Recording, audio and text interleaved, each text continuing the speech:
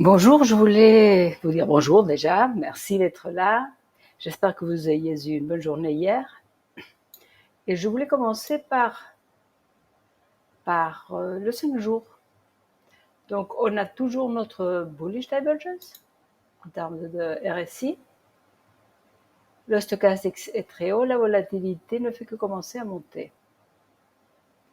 Et donc, ceci à long terme, c'est un positionnement plutôt positif, plutôt bullish. Non, positif, ça n'a qu'une. Plutôt haussier.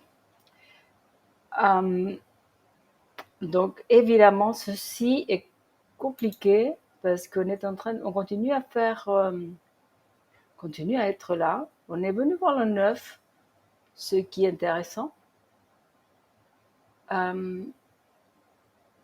Je voulais vous montrer, donc j'ai dit ça, je voulais rajouter pour une fois les Bollinger Bands. Et ce que je voulais vraiment, c'était peut-être comparer. Donc voilà, ici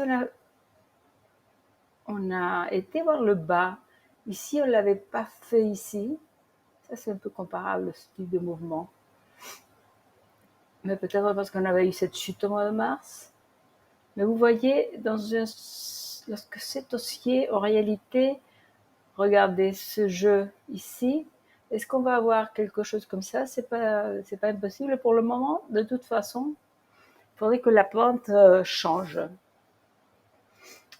Donc moi, je ne saurais pas, et je l'avais déjà dit hier, si on allait voir les 28 et demi au moins. Il y en a qui attendent d'autres mouvements. Moi, je pense que ça, c'est tout à fait. Honnêtement, hier, j'ai cru qu'on allait y aller et finalement, ça n'a pas été le cas. Mais c'est pas impossible.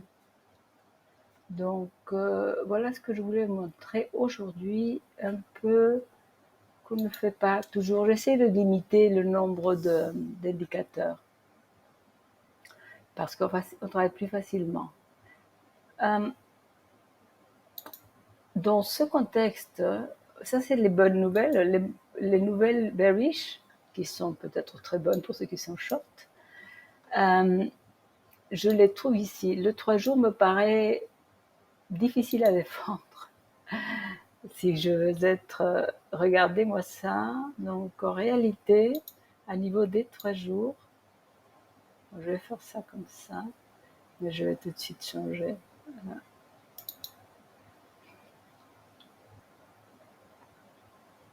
Donc, si on prend les plus hauts, je sais pas, peut-être là. Donc ici, je vais changer les couleurs et je vais changer le style. Parce que c'est confirmé, il n'y a rien à confirmer. Et nous sommes sur les 3 jours. Et donc voilà, ça, si je vais le marquer ici aussi, donc ça descend. Et ici, évidemment, ça monte. Ok, donc il y a cette première partie-là. Ici, je l'ai fait comme ça, mais je vais le faire comme ceci. Ici, c'est pareil. Donc ça, c'est un peu embêtant. Laissez-moi voir, on va rajouter. Donc oui, là, je me dirais, mais honnêtement, on pourrait rester comme ça en attendant que ça monte. Donc honnêtement, s'il n'y a pas un moment vite jusqu'à 28,5, 28,4 comme ça et clôturer au-dessus, éventuellement faire quelque chose comme ceci. Mais bon, ce sera beaucoup plus. Mais l'orientation des bands est toujours à la hausse. Donc, et ici, la pente ce n'est pas ceci. Hein. C'est une pente beaucoup plus douce.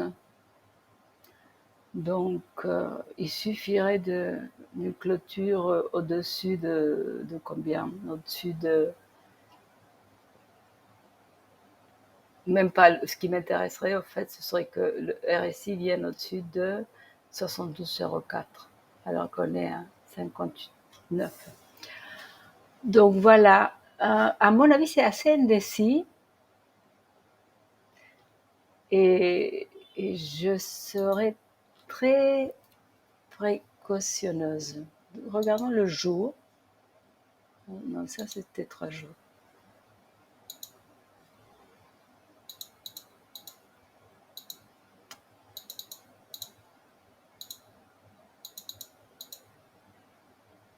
Ok. Et ça aussi. Pardon.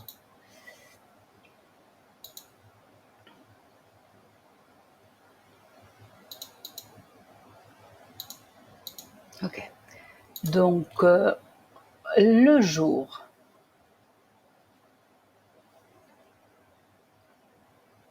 Non, ici, il n'y a pas de, ce n'est pas du tout pareil. Donc, je ne sais pas ce que j'avais ici. À quoi ça correspond? Laissez-moi juste regarder. Je regarderai. Ah, je sais, il y avait une possibilité. Je regardais la possibilité, mais là, c'est certainement pas le cas parce que la clôture d'hier a détruit toute possibilité d'une bullshit budget là. Donc, le jour, je vais regarder d'abord. On va rajouter nos. Donc, ça, c'est. Est-ce que c'est normal, je dirais. Donc, c'est tout à fait normal qu'après une hausse comme celle-ci, on consolide de façon telle qu'au moins le 9 vienne tout près du 21. On peut regarder ça, on aura sûrement de nombreux exemples. Donc, regardons cette hausse ici. Donc, c'est normal, on vient tester ici, dans ce cas, ça a pris un moment quand même. Donc, c'est quelque chose comme ceci. Et l'idée, à mon avis, si aujourd'hui on n'arrive pas à clôturer franchement au-dessus, on va être rejeté par ces EMAs et donc on va avoir probablement un test vers le 55 qui sera comme ça, peut-être, donc on reste juste avant, c'est souvent le cas.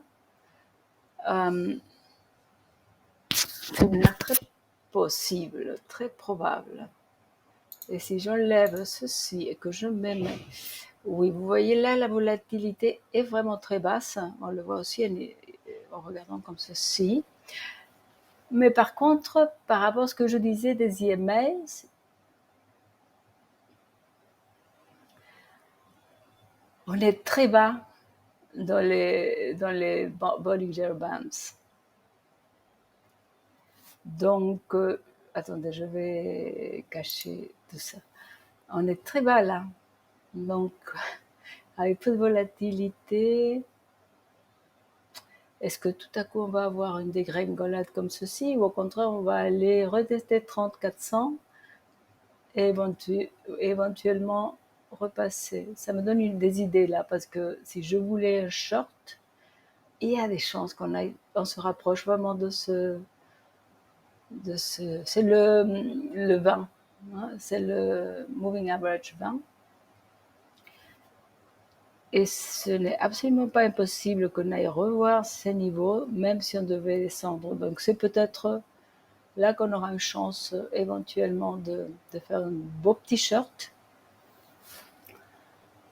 Ou alors on passera au-dessus et on reviendra retester là et ensuite. Donc ici, tout est possible à ce niveau, je pense. Regardons un peu ici la volatilité. Bon, on le voit, hein, elle est très basse. Ici, il n'y a rien. Il y a eu ici, évidemment, il n'y a rien. Non, on a bien confirmé vendredi une divergence baissière. Ok.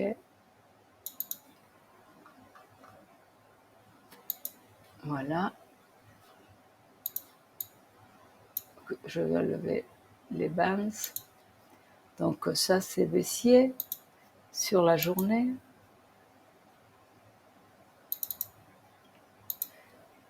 Et ici, bien sûr, on a exactement pareil. Donc, ici, ça descend, donc il n'y a aucun doute. Mais ça, on peut dire que, à mon avis, cette divergence, si ça s'arrêtait là, je ne dirais pas que c'est bizarre. Le stochastique, c'est à la baisse, mais très bas. Donc, aujourd'hui ou demain, il pourrait remonter. Donc, honnêtement, c'est... Et si on revient à notre fourchette, ben on y est. Donc, qu'est-ce qu'on fait lorsqu'on est en bas de la fourchette? On fait un long. Et qu'est-ce qu'on fait lorsqu'on est en haut? On short. Voilà. Est-ce que ça vaut la peine de regarder le court terme? C'est toujours la peine, j'imagine. Mais vu qu'on a déjà 10 minutes, je vais faire assez vite parce que il y a eu tous ces mouvements vendredi. Et là, on est resté tout au-dessous. On a fait quelque chose de beaucoup moins impressionnant, si vous voulez. Il n'y a pas eu les volumes qu'on a eu en fin de semaine dernière.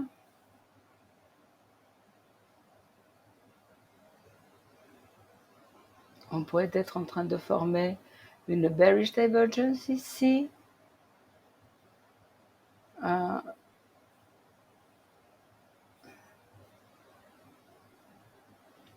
Bullish divergence, pas du tout. Donc en réalité, on pourrait, si cette bougie clôture maintenant dans une bonne demi-heure telle qu'elle, je vois ça baisser probablement. Et là, il faudra voir, soit finalement cette fois-ci, c'est la bonne, on va jusqu'à 28,5, ou alors on fait un bas un peu plus bas que ça, avec un RSI qui ne descend pas autant et rebelote. Regardons rapidement l'heure. L'heure.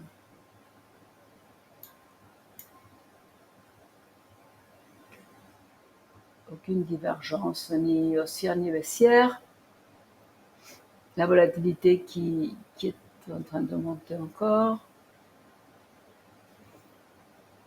Mais vous savez, ça a l'air de tomber, hein. C'est vraiment, vous voyez ça, oui, oh là là.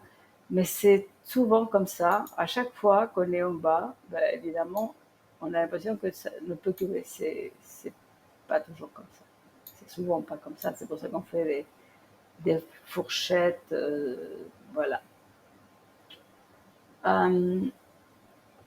Vous vous dites peut-être qu'on devrait valider quelque chose un peu là.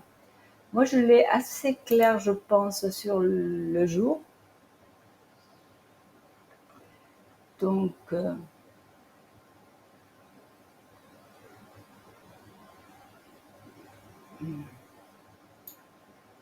est-ce que ça a du sens de changer ceci? On peut le dire.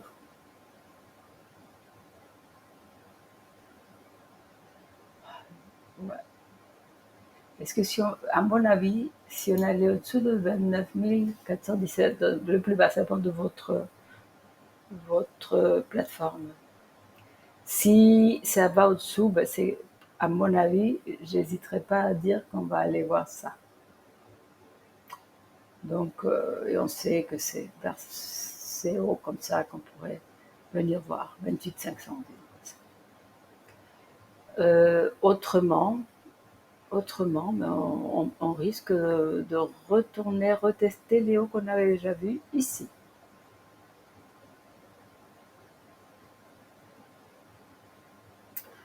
Voilà, je vais vous laisser ici. Je vais vous souhaiter une très bonne journée et à demain.